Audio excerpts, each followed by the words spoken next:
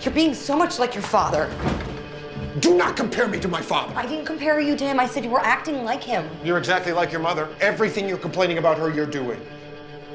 What do you do when your spouse is mad at you? I know everything. I talked to the accountant. All right, you know what? I don't want to get into some nasty fight. So can we please talk to each other the way the therapist told us to talk to each other? Fine. How do you resolve conflict?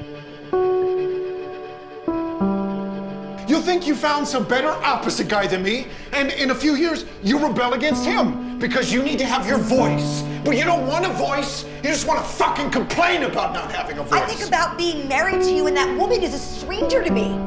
I mean, we had a child's marriage. You've gone back to your life before you met me. It's pathetic. People used to tell me that you were too selfish to be a great artist.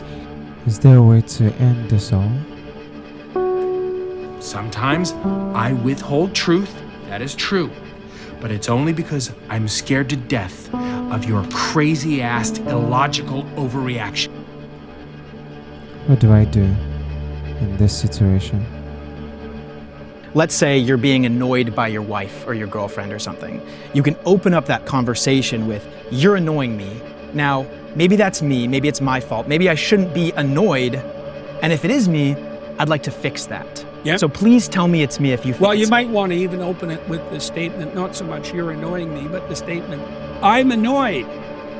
So it's Right? personal. Well, there's no accusation there. It's a statement of emotional fact, let's say. "I'm annoyed." Okay, well, why? Well, it could be you, and that's the simplest solution for me, except that I have to live with you if you're my wife. So it's not that simple a solution. But in the moment, it would maximize my hedonism to assume it was you. Emotional orientation is, by definition, immature. Like a 2-year-old is run by emotion. Once you mature, you can even think of this technically. As you mature, the control over your perception and behavior moves from instinct-based subcortical structures that govern motivation and emotion, their instincts, to the cortex, which is context-dependent, future-oriented, and communitarian. So, my happiness isn't as important, let's say my moment-to-moment happiness isn't as important or as meaningful as the psychological and physiological health of my family. So you make sacrifices for that, and life is a sacrificial enterprise. I even put myself in the hypothetical situation of this. Let's just say, I got a girlfriend, she was annoying me, and I imagined myself being the person saying, "I'm annoyed by you and it's probably my fault, and if it is, I want to fix that." And it even made me a little bitter. I was already it had already hurt my pride. It's very annoying. But it's good because it strips away the ego entirely and makes it completely solution-oriented. It removes the emotions. Well, that's assuming the other person's solution-oriented too. But if you're Yes, vulnerable, it also assumes that the solution that you're negotiating towards is one of peace and harmony. If it's your wife and she's annoying you, why not just beat her until she stops doing those things? Alright, Jordan. What should I do then? You want to constrain the anomalous event to the minimal necessary domain.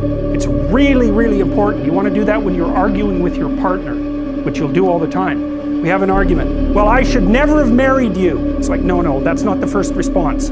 That's a bad response. Or here's a really good one. "You've always done that sort of thing, and you always will."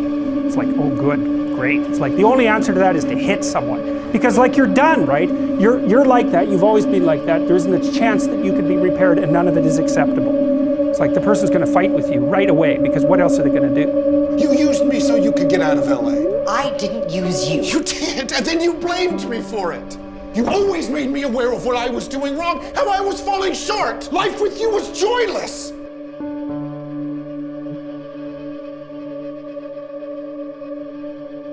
What you see is if there's a recurring problem in your relationship, even your relationship with yourself, is that there's something underneath that that's driving it.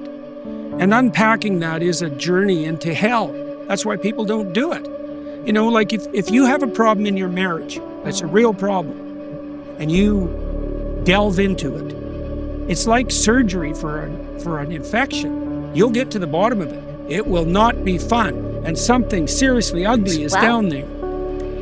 It hurts me inside and triggers me when you're such a dishonest shit that you're lending your father money without telling me while your record company's going bankrupt and we're on the verge of losing our fucking house! So what you want to do is you want to minimize, it isn't rationalization. You want to say, okay, this person did something that disrupted our joint map. Okay, what's the smallest possible thing they could do to put it back together? And you have to know.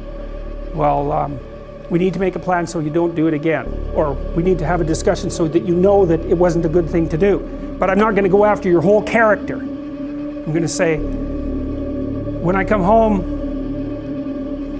and you're watching TV, just come to the door and say hello. Not, don't you love me? Or something like that. It's like, no, you just have to walk to the door and like give me a hug or something. And then that's good enough. And so then the other person might be able to tolerate that much corrective information, maybe, if you're kind of nice about it, and you also understand that they're probably going to have something equally horrible to say about you in the next 15 minutes because you're going to do something stupid.